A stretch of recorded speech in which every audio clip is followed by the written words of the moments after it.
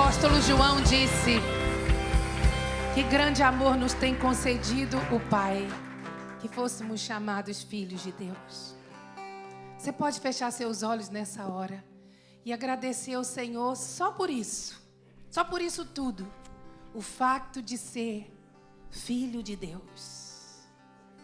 Não mais filho da ira, não mais filho da desobediência, não mais filho do primeiro Adão, filho de Deus por meio de Cristo, filho de Deus por meio do segundo Adão. Obrigado, Senhor, nós te louvamos, Senhor. Não somos órfãos, não somos abandonados, somos filhos de Deus. Tu vieste até nós, Senhor, e nos trouxeste de volta para a tua família. Obrigado, Pai. Obrigado, Pai. Aleluia. Antes de você se assentar, dá uma olhadinha aí para esse seu irmão, para essa sua irmã. Dá um sorriso para ele, para ela. E diz assim: sabia que nós temos o mesmo Pai? Temos o mesmo Pai. O mesmo Pai de Jesus é o nosso Pai também. Aleluia. Pode se sentar, glória a Deus. Irmãos, que manhã tremenda, poderosa. Nós adoramos ao Senhor com o nosso coração, com todo o nosso ser, mas também nós cantamos a esperança, porque nós cantamos a palavra de Deus. Não foi isso que Jeremias orou? Devo trazer à memória aquilo que me pode dar esperança? Nós cantamos aquilo que nos pode dar esperança. Por isso que é tão importante a adoração. A adoração nos conecta ao trono de Deus, faz-nos fluir na presença de Deus e enche o nosso coração de esperança. Então, quem perde esse momento importantíssimo que é da adoração, perde praticamente tudo. Porque na adoração nós vamos provando e vendo que o Senhor é bom. Glória a Deus. Eu queria que você abrisse comigo a palavra do Senhor lá no centro da Bíblia. Salmos. Nesses últimos tempos, o Senhor tem me levado a ministrar mais em salmos. Normalmente, eu não costumo ministrar em salmos. Eu uso muitos salmos para o devocional, para a oração, para o louvor, mas não muito para a pregação, porque eu sou mestre, então eu vou muito para as cartas apostólicas, muito para o ensinamento da doutrina. Mas eu não sei se é porque eu estou a escrever o livro, não é? A adoração como ferramenta terapêutica. O Senhor tem me levado muito a ministrar nos salmos. E eu vou ler 2 salmos aqui com os irmãos, e vou meditar somente num deles. Mas quero ler 2 porque eles parecem um só. Salmo 111 e Salmo 112. E o tema dessa ministração é a vida plena daquele que teme ao Senhor. E esses salmos, irmãos, esses 2 salmos, o 111 e o 112, devem ter sido escritos pela mesma pessoa. Nós não sabemos quem escreveu, diferentemente da semana passada que eu preguei sobre um salmo escrito pelos filhos de Corá. Esse não traz o autor, o escritor, não é? Mas é muito interessante que o Salmo 111, ele é um salmo teológico, porque ele fala muito de Deus e do cuidado de Deus para com o seu povo. Teológico, o que é teologia? Teo é Deus e logia é estudo no grego, então é estudo de Deus. E o Salmo 112 é um salmo antropológico. O que é antropologia? Antropos é homem, logia é estudo, então estudo do homem. E no Salmo 112 vai falar sobre o homem que teme ao Senhor e tem prazer nos mandamentos do Senhor. Então, um é teológico, o outro é antropológico. Um fala do Deus que é justo, o outro fala do servo de Deus que é justo, não é? Então, tanto um quanto o outro vai ressaltar a confiança no Senhor. Quem aqui confia no Senhor? Mas confia no Senhor de todo o seu coração. Então, diga comigo assim: eu confesso que eu confio no Senhor de todo o meu coração.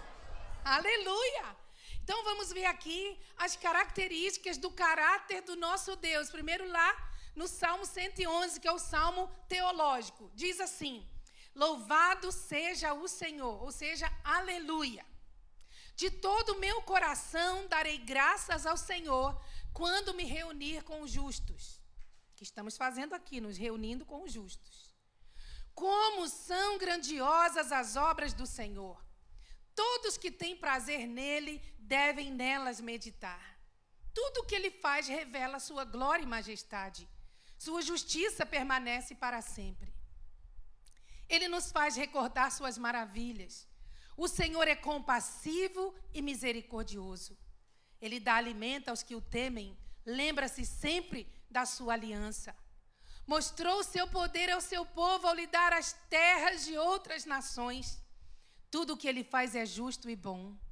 Todos os seus mandamentos são confiáveis. São verdadeiros para sempre. Devem ser obedecidos com fidelidade e retidão. Ele pagou o resgate por seu povo, garantiu para sempre sua aliança com eles. Seu nome é santo e temível. O temor do Senhor é o princípio da sabedoria. Todos que obedecem a seus mandamentos mostram bom senso. Louvem-no para sempre. Aqui estão as características que o salmista traz desse Deus que é justo, nesse salmo teológico. Agora vamos no 112, que é o salmo antropológico.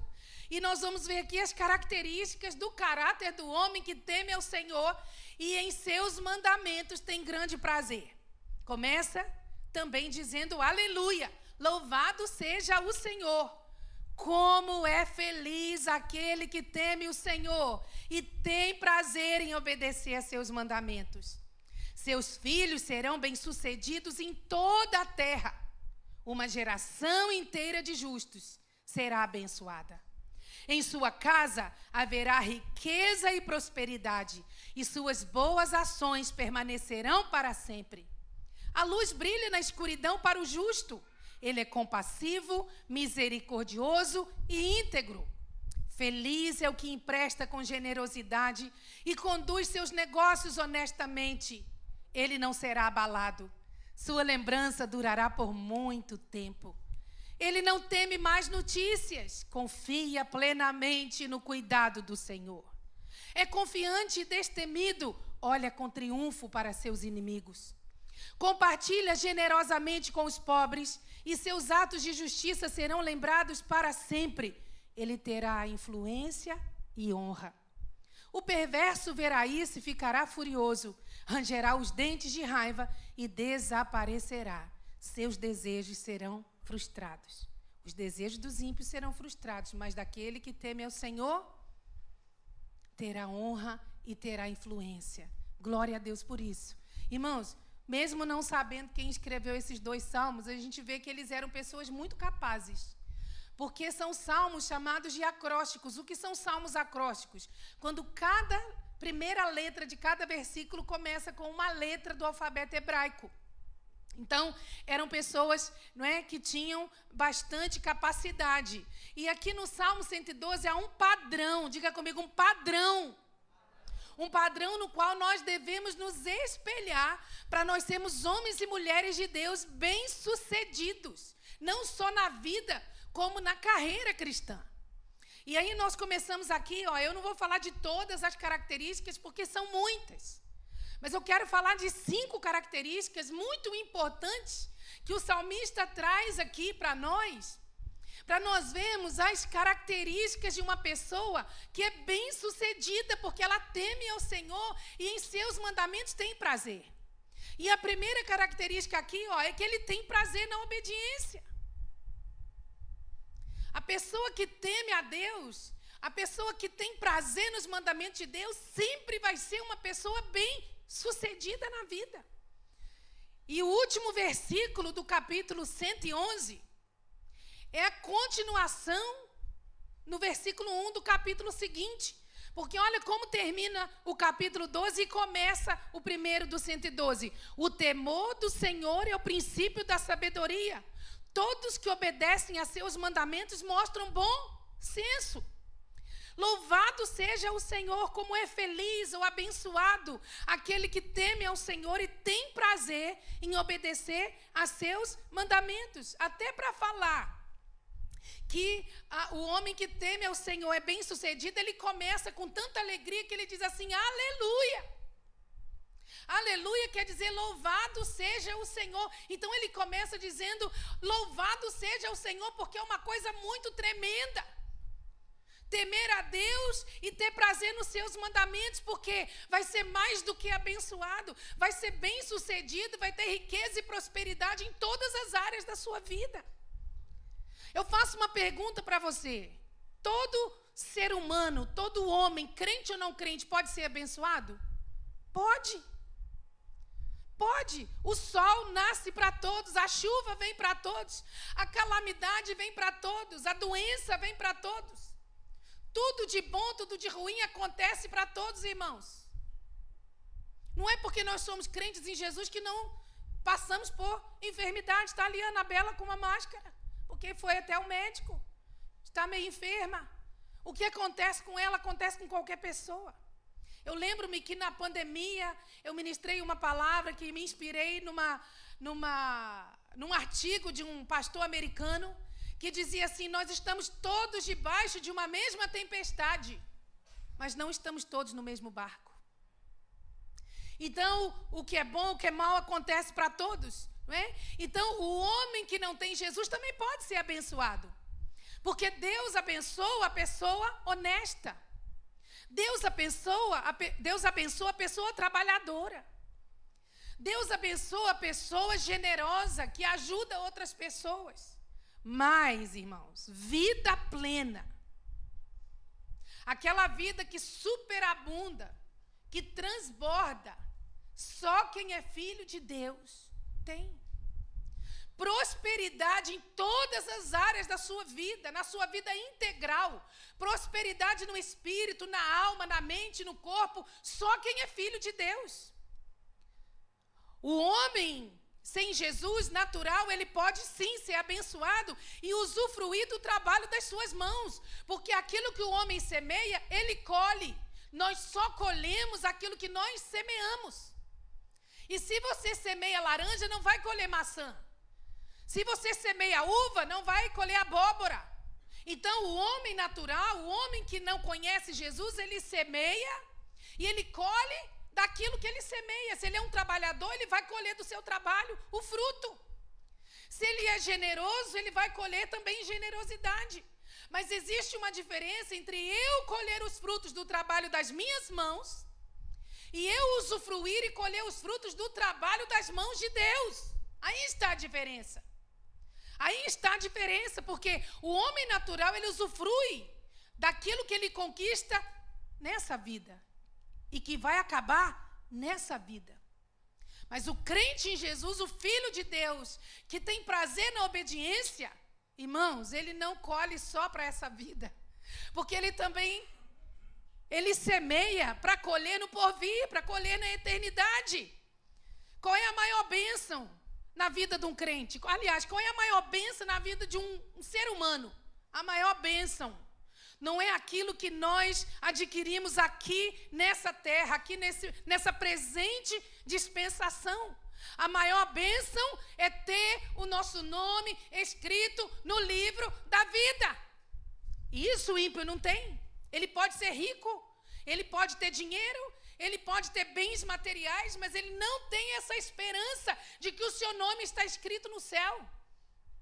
Isso Jesus quis ensinar para os seus discípulos, quando Jesus enviou os 70 e disse, vão de casa em casa, vão de porta em porta, anunciem o reino, expulsem os demônios, vão. E eles foram e voltaram felizes da vida, dizendo para Jesus, olha, até os demônios se sujeitaram a nós. Sabe o que Jesus disse para eles? Não fiquem felizes porque os demônios se lhes sujeitaram. Fiquem antes felizes por ter o vosso nome escrito no céu. É isso que deve trazer senso de realização, de propósito e de esperança para a vida de um crente, irmãos. Saber que o nosso nome está escrito no livro da vida. Essa é a maior bênção.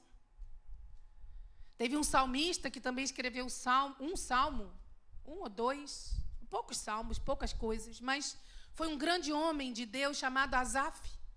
Não é o meu Asaf, né? Asaf foi um grande músico, um grande maestro, um grande homem de Deus usado na adoração. Mas Asaf, um dia, ficou em crise, porque ele via que os ímpios prosperavam. Ele via que os não crentes, tinham muitos recursos. E ele entrou numa crise profunda. E ele disse, os meus pés quase resvalaram, quase que eu me desviei. E ele fala isso no salmo que ele escreve, no Salmo 73. Eu trouxe algumas palavras desse salmo para você ver. Ele diz assim, tentei compreender porque os não crentes prosperam. Que tarefa difícil. Esses textos que eu estou trazendo, irmãos, é na Nova Versão Transformadora, tá bem? Talvez a sua Bíblia está diferente, a minha aqui da Almeida Corrigida também um pouquinho, mas é dentro da essência do texto. Que tarefa difícil. Compreender por que os ímpios prosperam mais do que os crentes. Então, depois dessa crise toda, entrei eu em teu santuário, ó Deus, e por fim entendi o destino deles. Diga comigo, o destino deles. Se você ler o salmo todo, você vai ver que eles só plantam para esta vida aqui. Depois da morte, se não tem Jesus, é perdição eterna. Fui tolo e ignorante, e a teus olhos devo ter parecido um animal irracional. E, no entanto, ainda pertenço a ti. Tu seguras minha mão direita. Tu me guias com teu conselho e me conduzes a um destino glorioso. Diga comigo, a um destino glorioso. Quem mais tenho eu no céu, senão a ti? Eu te desejo mais que a qualquer coisa na terra. Irmãos, olha isso aqui. Prazer em seus mandamentos. Prazer no Senhor. Minha saúde pode acabar e meu espírito fraquejar, mas Deus continua sendo a força de meu coração. Ele é minha possessão para sempre. Olha o entendimento que teve Asaf do que é prosperidade, do que é ser filho de Deus.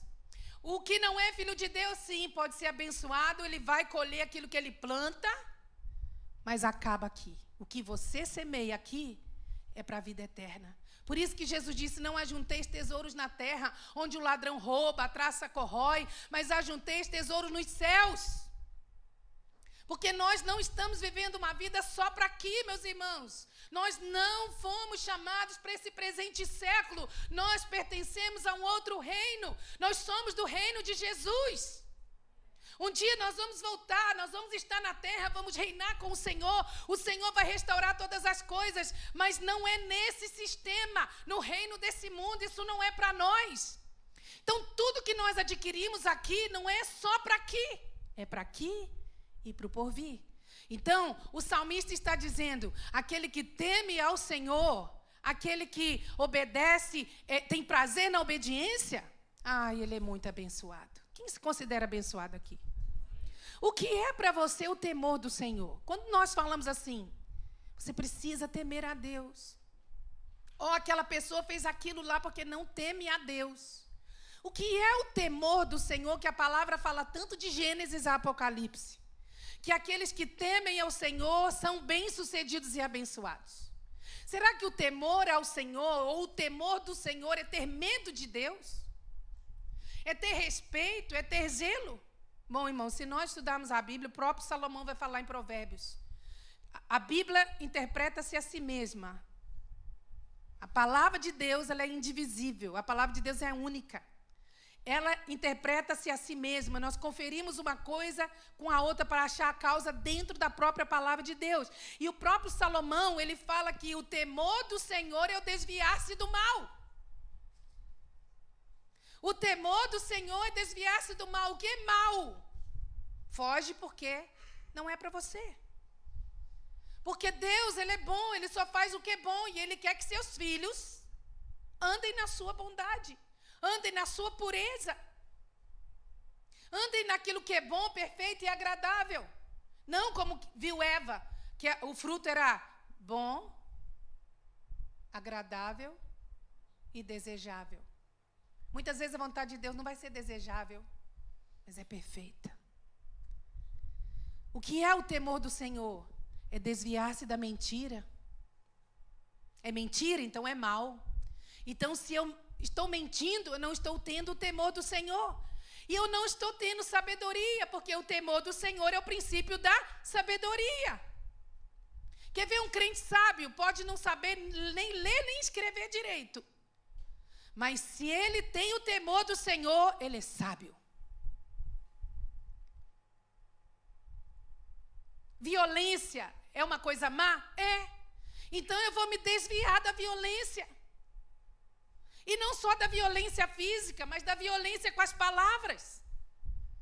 Essa semana eu estava a conversar com uma irmã e ela disse: meu marido nunca me bateu fisicamente, mas ele me massacrava com palavras. Muitos pais sem entendimento e sem o temor do Senhor massacram seus filhos com palavras malditas. Então, irmãos, nós precisamos de nos desviar daquilo que é mal. A cobiça é má, é algo mal, então eu não posso cobiçar aquilo que é dos outros. A inveja é algo que é mal? É mal, então eu preciso livrar meu coração da inveja e aprender a me alegrar com os que se alegram. Tem gente que não sabe se alegrar com quem se alegra. Uma amiga disse para mim outro dia assim: eu não levo ninguém na minha casa.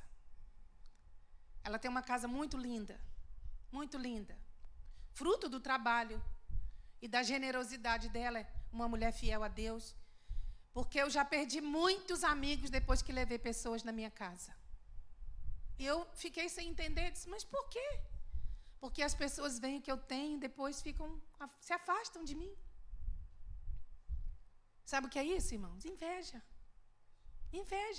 E quem tem inveja não pode ser amigo. Porque amigo se alegra com aquilo que acontece na sua vida, tanto quanto se entristece com aquilo que acontece também de mal. Nós temos que nos alegrar, nos regozijarmos, não é? Com aqueles que se alegram. É tudo família, é tudo filho de Deus, vamos nos alegrar. Eu não consigo entender como é que um irmão de sangue tem inveja do outro, tem raiva do outro. Eu vejo isso na minha própria família, parentela. Então nós precisamos de fugir de tudo aquilo que nos tira do centro da vontade de Deus. Aquele que é bem-sucedido, que é abençoado, ele tem prazer no temor do Senhor, prazer em obedecer aos mandamentos do Senhor. E quais são os mandamentos do Senhor? O salmista está dizendo: em seus mandamentos tem grande prazer. Quais são os mandamentos do Senhor? Ah, pastora Cindy, nós estamos na graça, os mandamentos do Senhor foram abolidos. Quem disse isso? Quem disse que os mandamentos do Senhor foram abolidos? Então arranca o Antigo Testamento e deita fora. Mas não podemos fazer isso, porque Jesus, ele autenticou o Antigo Testamento. Jesus falou da Torá, Jesus falou do Pentateuco, Jesus falou dos profetas, Jesus falou dos salmos. Jesus falou para os religiosos da sua época: vós examinais as Escrituras, porque vós cuidais ter nelas a vida eterna. Quais as Escrituras? O Antigo Testamento. A lei, os profetas e o Pentateuco. E Jesus disse: e são elas as Escrituras do Antigo Testamento que testificam de mim. Então, a lei de Deus, ela não foi abolida. Jesus disse: eu não vim abolir a lei, eu vim cumprir a lei. Agora, qual é a soma dos 613 mandamentos da lei de Deus? Os 10 mandamentos, os mandamentos morais. Quais são os 2 mandamentos mais importantes deixados por Jesus, que são a soma dos mandamentos morais, dos 10 mandamentos? Amar a Deus de todo o coração e ao próximo como nós nos amamos. Aí você diz assim: ah, pastora Cindy, mas é muito fácil, Jesus deixou só 2 mandamentos. Quem disse? Quais são os 10 mandamentos da lei moral de Moisés? Se você for olhar os 10 mandamentos, você vai ver que os 4 primeiros têm a ver com amar a Deus de todo o coração. E os 6 mandamentos seguintes têm a ver com amar o nosso próximo como a nós mesmos. Vamos começar. Qual é o primeiro mandamento da lei? Não. Isso é mandamento católico, gente. Exatamente. Nós ainda estamos lá atrás, na catequese da Igreja Católica. Não. Êxodo 20. Primeiro mandamento, não terás outros deuses diante de mim. Segundo mandamento, não farás para ti imagem de escultura, nem te curvarás diante delas, nem a elas servirás. Terceiro mandamento, não tomarás o nome do Senhor teu Deus em vão. Quarto mandamento, guarda o dia de sábado para o santificar. Esses 4 mandamentos têm a ver com amar a Deus de todo o coração. E aí vem os outros 6 mandamentos. Honrar pai e mãe. Não matarás, não adulterarás, não furtarás, não dirás falso testemunho e não cobiçarás. Tem a ver com amar o nosso próximo como nós nos amamos. Então, quem disse que a lei foi abolida? Então, a pessoa bem-sucedida, quem aqui quer ser bem-sucedido em tudo que fizer? Tem de amar a Deus de todo o coração, ter prazer na obediência, ter prazer nos mandamentos do Senhor, em obedecer os mandamentos do Senhor e andar no temor do Senhor. Segunda característica aqui do homem bem-sucedido, homem no sentido genérico, né? É bom a gente frisar isso nos dias que nós estamos vivendo. Antigamente, meu pastor sempre dizia, homem no sentido genérico. Eu não entendia bem, mas por que o pastor tem sempre que falar homem no sentido genérico? E naquela época não tinha nada de teologia de gênero, né? Mas ele sempre falava isso. Agora que eu entendo melhor. Então, vamos lá, homem no sentido genérico, né? Segunda característica, sua casa é abençoada. A sua casa é abençoada. Olha o verso 2 e o verso 3. Seus filhos serão bem-sucedidos onde? Em toda a terra. Uma geração inteira de justos será abençoada. Em sua casa haverá prosperidade? Pastor Júnior, mas também haverá riqueza, olha. E suas boas ações permanecerão para sempre. Irmãos, lá em Êxodo 20, quando o Senhor dá a lei, os 10 mandamentos, o Senhor fala que a maldição, ela é visitada até a 3ª e 4ª geração daquele que não teme ao Senhor. Daqueles que fazem abominação diante do Senhor. Mas a bênção do Senhor alcança até 1000 gerações. Daquele que teme ao Senhor, olha que bênção. Como vale a pena, não é? Ter o temor do Senhor e ter prazer nos mandamentos do Senhor. Olha o que vai acontecer na sua casa. Se você é homem de Deus, se você é mulher de Deus, temer ao Senhor e amar os seus mandamentos. Olha, você vai ter filhos bem-sucedidos. Será que esse é todo o desejo dos pais? Ter filhos bem-sucedidos? Mas é interessante que os filhos não serão bem-sucedidos só dentro das 4 paredes. Eles serão bem-sucedidos, diz o texto aqui, em todas as nações. Em toda a terra. Significa, meu irmão, que os seus filhos andarão pelas nações. Os seus filhos irão em lugares que você não conseguiu ir. Os seus filhos, eles irão mais longe do que você já foi. Eu lembro, né? Eu posso colocar aqui o homem que teme ao Senhor e em seus mandamentos tem grande prazer, a minha mãe. Que com todas as suas dificuldades e fraquezas e falhas, era uma mulher que temia a Deus. Era uma mulher de oração. O meu livro, Amigo de Deus, ele é dedicado a ela. Ela tinha falecido 3 meses depois que eu comecei a escrever esse livro.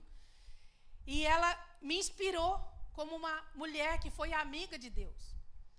E é muito interessante, não é, que eu olho para a minha vida, decidi Jesus, decidi seguir Jesus, decidi amar a Deus sobre todas as coisas, decidi servir ao Senhor. E eu fico pensando hoje, né, quando eu era criança, por exemplo, menina, que luta que era sair do meu bairro para a cidade, para o centro. Meu Deus, tinha que andar a pé 2 quilômetros. Aí depois tinha que pegar um autocarro, ir até num lugar, parar, pegar outro. Então era uma dificuldade quando nós tínhamos que ir no centro da cidade, tipo para comprar um sapato, comprar um tênis, a prestação. aqui em Portugal não sabe muito o que é prestação, mas prestação é assim, você vai lá na loja, vê um sapato de 100 euros, 50 euros e diz assim, vou pagar em 10 vezes. Aí eles dão lá olha lá, a gente chama de carnê, não é? Dão lá umas, como é que é o nome daquilo? Umas promissóriazinhas e a gente vai pagando todo mês. Então, assim, era tão bom quando podia sair do bairro, né, ou da vila e ir no centro da cidade comprar um sapatinho, comprar uma roupinha. Mas hoje, a Cindy fala assim, eu vou fazer uma viagem semana que vem para onde? Eu vou ali na Grécia e já volto. Eu vou ali em Nova York e já volto. Eu vou lá em Jerusalém e já volto. Por quê? Porque eu estou colhendo os frutos da semeadura da minha mãe, que foi uma mulher temente a Deus e que tinha prazer nos mandamentos do Senhor. Assim vai ser você com seus filhos. Eles serão bem-sucedidos, significa que eles serão inteligentes. Na escola eles vão tirar boas notas, na faculdade eles vão tirar boas notas, eles vão ser bons profissionais, Deus vai usá-los nas nações como missionários, Deus vai usá-los nas redes sociais para impactar esse mundo, eles vão falar várias línguas, você talvez só fale muito mal português, mas seus filhos vão falar outros idiomas, porque eles vão colher da semeadura que você está fazendo hoje na presença do Senhor. É abençoado não só o homem, mas também uma geração inteira de justos será abençoada, diz aqui o texto. Uma geração inteira de justos será abençoada. Toma posse para sua casa, meu irmão. Mesmo que você já tenha filhos maiores de idade, que já tem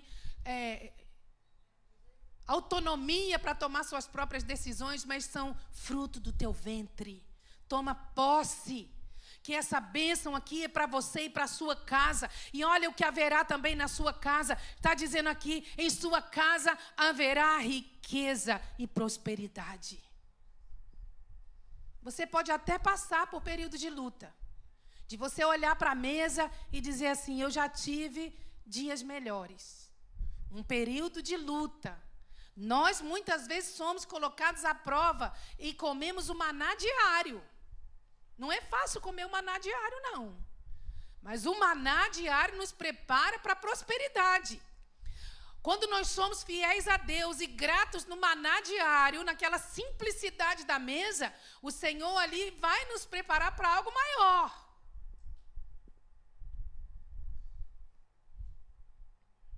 Eu sei que Deus está preparando algo maior para nós. Nós ficamos sem carro porque tivemos de vender por causa do crédito do banco da casa, né? O crédito da casa.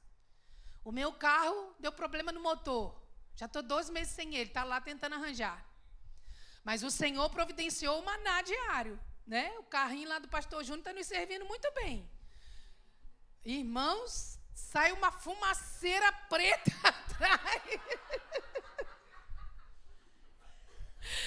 Que eu fui daqui para Sintra, cheguei lá cheirando fumaça, até dentro do carro tem fumo. Pastor Júnior. Ainda bem que o Senhor te deu outro melhor, né? E é um maná. E aí eu estou assim, eu estou com cheiro de fumo, Eduardo. Agradece. Agradece, louva a Deus. Aí tinha um motoqueiro vindo atrás dele, o motoqueiro passou e fez assim para ele. Tipo, tá cheirando mal. Mas é o maná, irmãos. O Senhor está nos preparando para riqueza e prosperidade. Deus tem prazer em honrar a sua casa, em abençoar a sua mesa, em abençoar a sua vida. Mas tem que temer o Senhor. Tem que ter prazer nos mandamentos do Senhor. E aqui diz que ele deixará um legado que será perpetuado por gerações. Olha, suas boas ações permanecerão para sempre. O que você faz hoje não vai afetar só o hoje. O que você faz de bom vai ficar como um legado por gerações. E aqui está dizendo que é para sempre. Ou seja, o que sai de você, meu irmão, abençoa. O que sai de você ministra. O que sai de você flui. O que sai de você abençoa não somente você por dentro, mas abençoa a sua casa, dentro da sua casa. Abençoe tudo aquilo onde você coloca a sua mão. Os seus funcionários são abençoados, os seus patrões são abençoados, os seus professores são abençoados, seus colegas da escola, da faculdade também são abençoados. E a bênção vem nos mínimos detalhes, irmãos. Essa semana eu e a pastora Cidade ganhamos um monte lá de pastilhas boas, muito boas para a garganta. Aí ela pegou lá várias, eu também, ela disse assim, vou levar uma para o Carlos. O Carlos também costuma ter a tosse, porque eles tomam um medicamento parecido, que dá um pouquinho de tosse. Vou levar para o Carlos. Eu fui mais adiantada, né, Cidade? Cheguei logo, dei uma para ele. Ele precisa, tu tem dinheiro para comprar aquilo, não tens? Mas isso é prosperidade, irmãos. Os mínimos detalhes. Alguém chega para você e dá um... Outro dia eu ganhei um presente fora da época. Olha, mas é tão bom ganhar um presente, né? Uma prenda fora de época. Mas é prosperidade. É a bênção de Deus na vida de um crente. E tudo isso vai ficando diante de Deus, irmãos. E nós somos como um rio caudaloso que vai transbordando. E vai chegando em muitos outros rios menores e vamos chegando até o mar. Olha, essa semana eu estava lendo sobre nascente. E eu tirei aqui que nascente é o local onde a água subterrânea atinge a superfície, dando origem a um curso d'água, que vai formar um rio. O rio é uma corrente de água natural que se dirige para o mar, para o lago ou para outro rio. E precisa de um leito. O leito é o espaço ocupado pelas águas, é o caminho que o rio percorre. A sua família é assim, você como uma nascente. Porque Jesus disse isso, aquele que crê em mim, como diz a Escritura, do seu interior fluirão, nascente, rios de águas vivas. Vai formar um rio. E os seus filhos vão ser o leito por onde esse rio vai passar. Então, já vai liberando seus filhos. Você, mãe, que é mamã coruja, não, mamã galinha, né? No Brasil chama-se mamãe coruja. No Brasil não pode falar mãe galinha, não, que é feio. Mas aqui em Portugal pode falar mãe galinha. Você que é mãe galinha, super protetora, põe a mão no seu filho e abençoa ele. Fala, meu filho, eu abençoo você, para você ser tudo aquilo que Deus planeou para a sua vida. Eu não quero que você seja o que eu quero, eu não quero me projetar em você, mas eu quero que você seja tudo que Deus sonhou e planeou. Eu quero que você viva o design de Deus para você, o que Deus designou, a configuração de Deus para a sua vida. Porque tem pais que se projetam nos filhos. Nós tivemos aqui uma família uma vez que me dava o cabo da minha mente, porque a mãe era super protetora, o sonho dela sempre foi ser modelo. Nunca conseguiu ser modelo, embora muito bonita, mas estava projetando aquilo na vida da filha. Pastora, ora pela minha filha para ela ser modelo. Pastora, ela vai fazer um teste amanhã, ora por ela. Pastora, ela vai... E eu estava assim, meu Deus, como é que eu falo para essa irmã? O ninho de cobra, de serpente, onde ela está jogando a filha dela. Como é que eu falo para ela? Ela está se projetando na filha. Ela vai ficar tão frustrada quando eu falar para ela. Irmãos, nós temos uma moça que foi criada conosco, uma amiga antiga. Ela fez direito porque o pai sonhava em ser advogado e queria ter um filho advogado porque ele não conseguiu ser advogado. Ela fez direito por causa do pai, nunca exerceu a advocacia. Trabalhava numa loja, depois foi trabalhar de secretária, nunca como advogada. Por quê? Porque ela tentou viver o sonho do pai, mas não era aquilo que Deus tinha para a vida dela. Então, abençoa os seus filhos para que eles sejam tudo aquilo que Deus configurou para que eles sejam. Porque eles serão bem-sucedidos, eles serão leito por onde aquilo que tem fluído da sua vida em Deus vai correr. E vai correr não somente para rios menores, mas vai correr para o mar também. E vamos declarar que vão correr até para o mar morto para gerar vida. Porque é a vida de Deus que vai. Outra característica aqui, olha, do homem que teme ao Senhor e tem prazer nos mandamentos, é que ele sabe que é a luz do mundo. Ele brilha, olha o versículo 4, a luz brilha na escuridão para o justo. Quem é justo aqui? Levanta a mão. Se você não sabe que você é justo, tem que falar aqui de doutrina bíblica. Essa semana eu perguntei para os alunos no seminário, o que é doutrina para vocês?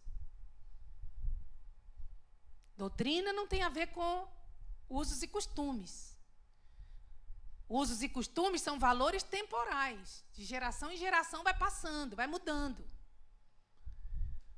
Olha, há uns... Até ano passado, os rapazes estavam com aquelas calças arrochadas, né? A vácuo, né? Agora os rapazes estão gostando de usar aquelas calças que dá até nervoso. Mas é tão larga, mas tão larga, que parece que vai cair, irmãos. Porque a moda vai passando, né? Tem moda que nunca passa, igual a bolinha, né? Preto e branco, não passa, né? Se dá. Por isso que daqui a um dia eu vou usar a minha. Porque quando eu estava 40 quilos mais gordinha, irmãos, eu vou contar aqui que eu já sofri muito bullying nessa igreja. Essa igreja é uma bênção. Eu comprei uma saia de bolinha nos Estados Unidos.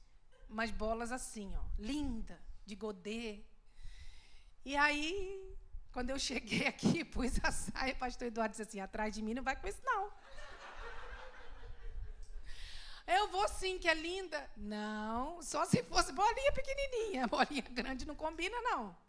Dá para Augusta, ela é magra e alta. Aí dei para Augusta, ela amou, né? Eu disse. Aí eu cheguei e contei para as meninas aqui na igreja. Aí elas falaram assim, pastor, tá certo. Pastor, tá certo. A pastora é gordinha, não pode usar saia assim. Não pode usar bolinha. Bolinha não pode ser para gordo.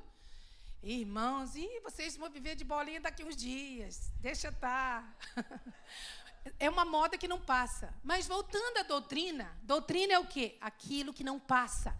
Doutrina são princípios elementares, não gosto de falar cristianismo, princípios elementares do evangelho, porque cristianismo tem muita coisa dentro do cristianismo. Tem o catolicismo, tem os testemunhos de Jeová, tem os mormons, né? Não, Jesus também não veio fundar cristianismo. Jesus não fundou religião. Então vamos falar evangelho. E uma das doutrinas básicas do evangelho é a doutrina da justificação. Jesus morreu e ressuscitou para nos tornar, nos declarar justos. Mas eu não sou perfeito, não, mas a teologia não tem a ver com ser perfeito. A doutrina não tem a ver com você ser perfeito. Muito pelo contrário, o perfeito se fez imperfeito na cruz para declarar você justo para sempre. Porque a Bíblia diz que Jesus Cristo justo nos justificou na sua justiça. Então, quantos justos nós temos aqui nessa manhã? Levanta bem alto sua mão e diga assim comigo, eu não sou perfeito, mas eu sou justo, porque eu sou justificado na justiça de Cristo. Então a luz brilha na escuridão para o justo. Meu irmão, minha irmã, a luz brilha na escuridão para você. Olha, o homem que teme ao Senhor e nos seus mandamentos tem prazer, ele é uma pessoa que brilha na escuridão. Ele não é como aquela luz que é acesa e se esconde debaixo da mesa ou debaixo da cama. Jesus disse que esse não é o propósito de acender uma lamparina, uma luz. Não é de estar escondida, mas é de colocar no veladouro para iluminar todos que passam. Jesus disse, não se pode esconder uma cidade edificada sobre um monte. Por quê? Ele está a falar isso no contexto de luz. Por exemplo, eu morei em Sintra 23 anos e eu ia para casa e sempre via o Palácio da Pena lá em cima, no cume do monte. E o Castelo dos Mouros. Por quê? Porque é tudo iluminado. Então todas podem ver. Assim é a vida do crente. Mas como é que ele brilha? Aqui está dizendo, ele brilha através da compaixão, da misericórdia e da integridade. Olha, ele é compassivo, misericordioso e íntegro. E é isso que faz o crente brilhar. A compaixão, a misericórdia e a honestidade. E aí culmina, ou vem dentro daquilo que é a próxima característica. A quarta característica, que é a generosidade. O homem que teme ao Senhor e tem prazer nos mandamentos do Senhor é uma pessoa generosa. O versículo 5 diz assim, feliz é o que empresta com generosidade e conduz seus negócios honestamente. E no versículo 9, ele compartilha generosamente com os pobres e seus atos de justiça serão lembrados para sempre. Ele terá influência e honra. Olha que bênção. A vida do homem que teme a Deus e tem prazer nos mandamentos do Senhor. Não é uma pessoa avarenta. Não é uma pessoa forreta, que não se doa, que não doa do que tem, que não empresta. Irmãos, você sabe, o pastor Júnior falou aqui na hora da oferta, é claro que generosidade não tem a ver só com poder monetário. Generosidade envolve muito mais, vai muito além. Você pode ser generoso com o seu tempo e dedicar tempo para ajudar alguém. Você pode ser generoso com seus ouvidos, dedicar tempo para ouvir alguém. Você pode ser generoso com palavras de afirmação, palavras de encorajamento. Você pode ser generoso doando uma roupa. Você ganhou uma roupa, comprou uma roupa, dá uma. Não foi isso que João Batista disse? Quem tem 2 túnicas, dê uma. Eu esqueci o que eu estava falando. Generosidade, mas onde eu estava? Pastor Júnior estava a falar aqui, obrigado, gente, vocês estão antenados, glória a Deus. Pastor Júnior estava a falar aqui que Jesus estava próximo do gasofilácio. Ele via quem dava. Ele viu que muitos ricos davam daquilo que sobrava, mas ele viu uma viúva pobre que deu todo o seu sustento. E era pouquinho, ela deu 2 moedinhas. Para Jesus aquilo foi a maior oferta. Mas o que eu quero dizer é que, assim como Jesus estava ali no gasofilácio e ele viu, Deus também vê tudo aquilo que a gente faz, irmãos. Tudo o que a gente faz nunca é entre nós e as pessoas. É sempre entre nós e Deus. Por isso que generosidade não tem a ver com você dar para ser recompensado pelas pessoas. Eu vou dar porque a pessoa é rica, eu vou dar porque a pessoa pode me retribuir. Não. Eu vou dar porque é entre eu e Deus. E Deus sempre vê, e toda pessoa pobre na rua pedindo, toda esmola que nós damos para alguém que está na rua pedindo, não é entre nós e aquela pessoa, é entre nós e Deus vê. O Senhor chegou para Cornélio, aquele gentio lá de Cesareia Marítima, e disse: Cornélio, as tuas ofertas e as tuas esmolas têm chegado diante de Deus.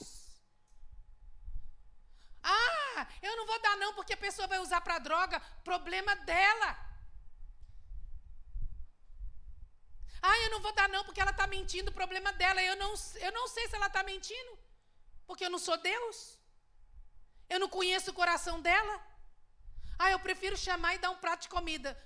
Não importa, dê um prato de comida. A pessoa precisa de um remédio. Vem cá, vou comprar o remédio, vou ajudar você. Mas não espere que a pessoa vai retribuir, porque Jesus disse que o melhor de tudo é nós fazermos para quem não pode nos recompensar. Não tem como nos dar de volta. Irmão, nunca esqueça disso. Tudo que você tem não é seu, é de Deus. Você e eu só somos mordomos, administradores daquilo que é de outrem. Tudo que há em nós, tudo que nós temos é de Deus. Não se agarre tanto pensando que é seu, porque vai sair pelos dedos. Não idolatre seus filhos, nem os seus filhos são seus, eles são de Deus. Não idolatre seu casamento, o seu casamento não é seu, ele é de Deus. Não idolatre o carro, a casa, não idolatre o dinheiro que você tem no banco, não idolatre o status quo que você tem, não idolatre, um certificado de um curso universitário de pós-graduação, não idolatre, não, tudo isso é de Deus, são recursos que Deus dá para nós cumprirmos a nossa vocação, a nossa missão. Você tem um carro bom? É porque Deus quer que você vá mais longe, ajudar quem precisa. Que você possa ir para o trabalho e voltar e chegar mais cedo para ter tempo em família, para ter mais tempo em qualidade em casa.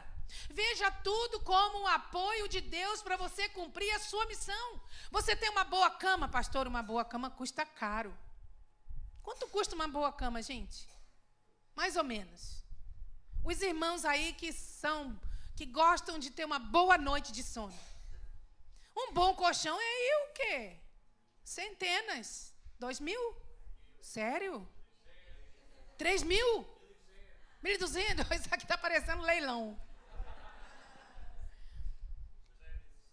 Aí você vê um irmãozinho com uma cama lá de 2.000 euros. Você fala, nossa, 2.000 euros numa cama?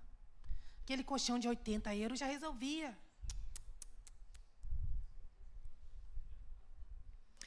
Então, eu quero abençoar você, para você ter um bom colchão. Não sei se é de 1.000, 2.000, 200, seja é bom colchão. Por quê? Porque aquilo vai ser um apoio para no outro dia você estar bem para viver a vida. Tudo é apoio, irmãos. Vai cozinhar numa panela que você compra aí que custa 2 euros a panela. O arroz vai ficar tudo preto. Vai grudar no fundo da panela. Faz ovo. Vai lá fazer um ovo, um omelete, numa frigideira que não é antiaderente. Agora faz numa que é antiaderente. Eu não estou pedindo nada para minha casa nova, que eu tenho isso tudo, viu, irmãos? Graças a Deus nós temos tudo da outra casa guardadinho. Mas eu estou dando exemplos, não é? Então, tudo de bom que o Senhor nos dá é para nós usarmos, para cumprirmos a nossa vocação, para estarmos bem. E Deus, Ele está vendo.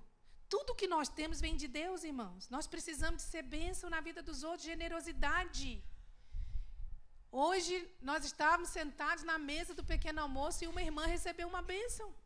Ela precisa de alugar uma casa, mas o Senhor ia pedir o fiador. E é tão constrangedor pedir um fiador, não é? Sem mais nem menos, ela falou assim, eu já tenho quase tudo para casa, só falta o fiador. Aí uma irmã falou assim, eu vou ser sua fiadora. Ela nem precisou pedir. O que é isso? Generosidade no meio do povo de Deus.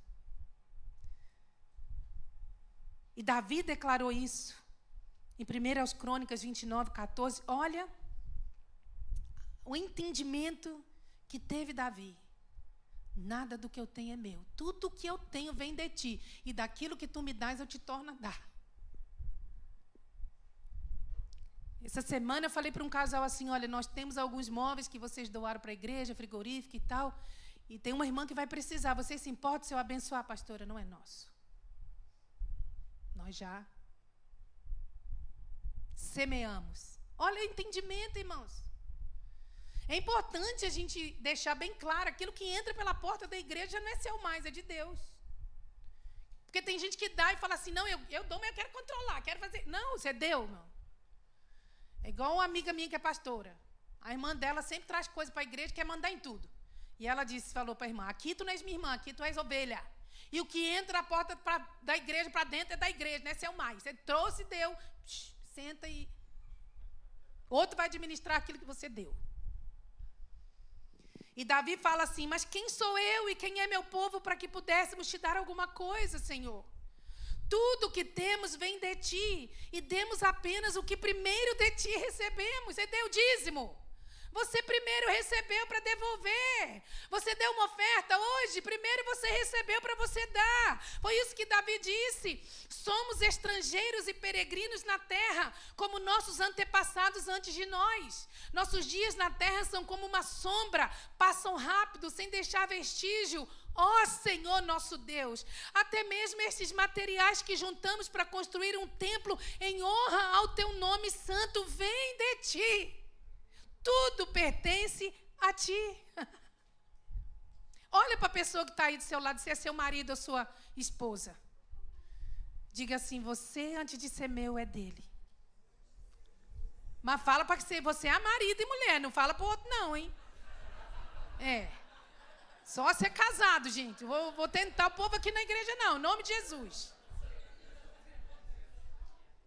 Mas se é uma irmã solteira perto de um irmão solteiro ou vice-versa, pode falar assim, quem sabe, né? Você não vai ser meu dia.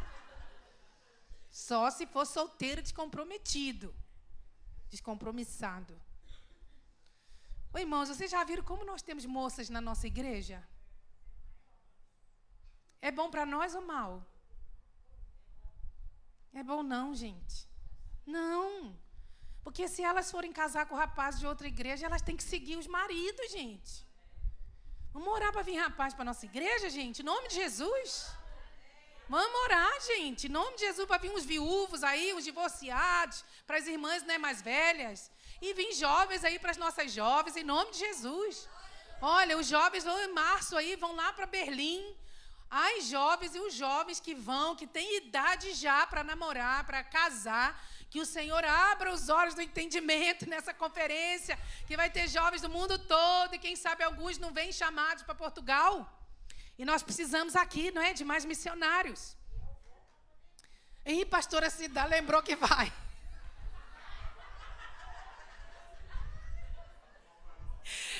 Ela não foi boba não, já logo se pronunciou. Ai, mas agora já não tem jeito mais. A primeira leitura que eu fiz. E ela logo, eu vou também para tomar conta. Isso se dá. Toma conta e dá uma ajudinha, tá? Dá uma ajudinha a essas jovens aí que precisam de ter uma ajudinha. Irmãos, última característica aqui do homem que teme ao Senhor e em seus mandamentos tem prazer é que ele é firme na sua fé. Olha os versos 6, 7 e 8. Esse homem, essa mulher, ó, não será abalado. Sua lembrança durará por muito tempo. Ele não teme mais notícias. Confia plenamente no cuidado do Senhor. É confiante e destemido. Olha com triunfo para seus inimigos. Olha com triunfo, não é com arrogância, viu? Olha com triunfo para os seus inimigos. Então, o que nós vemos aqui? A pessoa que teme a Deus, ela não é perfeita. Nós não vamos dizer que ela nunca vai se frustrar, que ela nunca vai, não é, ser vencida, porque muitas vezes nós não vencemos tudo. Não vamos ir para essa ilusão aí, para esse lado romântico da fé, que não, irmãos. Se há uma promessa de Jesus, é o quê? No mundo tereis aflições. Davi disse assim, ainda que eu passe pelo vale da sombra da morte. O Senhor fala através de Isaías, no capítulo 43, quando passares pelas águas, quando passares pelo fogo, estarei contigo. Não é se passares, é quando. Então, aquele que teme a Deus, ele não é um super crente, ele não está imune às lutas da vida. Como eu falei, não é? Nós passamos por coisas boas e coisas más. Mas, aquele homem, aquela mulher que tem ao Senhor, que teme a Deus e tem prazer nos seus mandamentos, ele tem uma força, ele tem um poder, ele tem um dínamo dentro dele, que é a pessoa bendita do Espírito Santo, que o mundo não tem. Por isso que ele não é abalado, ele pode até balançar, ele pode até sentir a força do vento, ele pode até sentir a força do mar, mas ele não é abalado, ele não cai. E se ele cai, logo se levanta. Porque a palavra diz que o justo, ainda que caia 7 vezes, não ficará prostrado. Não fica. É promessa de Deus, irmãos. Sabe aquela pessoa que cai e fica na lama? Sabe aquele que volta para o vômito? Como o cão volta para o vômito e a porca volta para o pojadouro da sujeira? Que Jesus falou? É aquele que não teme a Deus, é aquele que não tem prazer nos mandamentos de Deus, é aquele que vive como se Jesus não fosse voltar. Esse cai e não levanta, esse cai e fica lá na sujeira, esse volta para a miséria. Mas o que teme a Deus e tem prazer nos mandamentos não será abalado. Olha aqui, ele deixará boas memórias. Está dizendo aqui, ó, sua lembrança durará por muito tempo. Você se lembra de uma pessoa piedosa que temia a Deus e que você conheceu quando você era menino? Essa pessoa deixou boas lembranças, não foi? É assim. Olha, não tem medo de notícias ruins. Não teme mais notícias. O telefone toca, não fica assim. Ai, estou com pressentimento que vai ser alguma coisa má. Ai, meu Deus. Sabe o que a pessoa que teme a Deus, ela pensa? Seja o que for, Deus é soberano. Se Deus fizer, Ele é Deus. Se não fizer, Ele é Deus. Se a porta abrir, Ele é Deus. Se a porta fechar, Ele é Deus. Se o diagnóstico do médico vai me ligar agora, o diagnóstico do médico for bom, Ele é Deus. Se o diagnóstico for mau, Ele é Deus. A pessoa descansa na soberania de Deus. Deus sabe de todas as coisas e minha vida está sob o cuidado dEle. Eu estou gravado na palma das mãos dEle. Então, eu não vou temer mais notícias. Esse é o homem que teme a Deus. Porque ele confia plenamente no Senhor, está dizendo aqui o salmista. Ele é confiante e destemido. Sabe o que ele fala? Igual o pastor Márcio, da nossa igreja lá de Lisboa. É interessante falar pastor Márcio, né? Era Márcio, anos, agora é pastor Márcio. Ele tem uma frase que às vezes dá até raiva, mas é verdadeira. Que ele fala assim, no final dá tudo certo. Às vezes a gente está numa luta, por exemplo, uma viagem missionária, uma coisa daqui, outra coisa dali. Pastora, calma, no final dá tudo certo. É assim. É o crente que sabe que pode confiar no Senhor e ser destemido.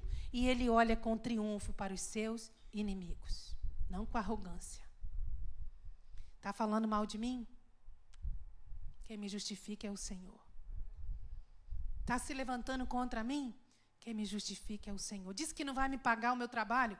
Quem me justifica é o Senhor. Ah, é? Estão fazendo isso nas minhas costas? Quem me justifica é o Senhor. Vamos ficar de pé. Oh, Senhor, obrigado pela tua santa e bendita palavra. Ela é parte das Escrituras e nós a comemos, Senhor, como alimento para esse dia, para essa semana. Olhando para dentro de nós mesmos.